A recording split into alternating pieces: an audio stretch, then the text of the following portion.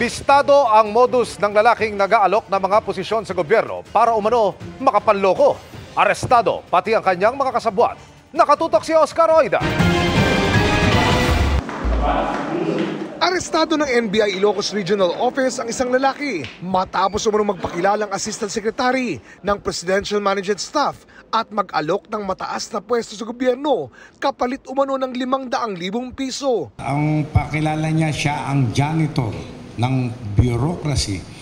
Aalisin yung mga remnants ng previous administration at papalitan. So if you are interested for a position, ayun nga, ino-offer nila 500,000 to 1 million. Huli ang suspect sa isang entrapment operation kung saan isang ahente ng NBI ang nagpanggap na aplikante. Gusto niya, kunyari, maging Assistant Regional Director ng NBI. Sinabi niya na pwede yan. Kailangan magbayad ka. Mag-down muna kayo ng 100,000. Pag lumabas na yung papers mo, yung appointment mo, tsaka na yung 400,000. Sabi niya pa, para makamura yung aming agent, kumuha ka pa ng iba. Pwede sa Bureau of Customs, sa Bureau of Immigration. Nang i-background check ng NBI, lumabas na hindi siya konektado sa anumang opisina sa Malacanang.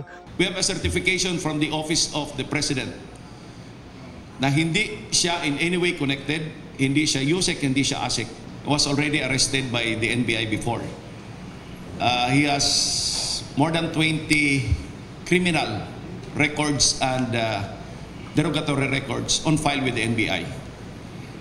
Ranging from estafa to illegal recruitment to usurpation of authority. He had been doing this for more than 20 years already.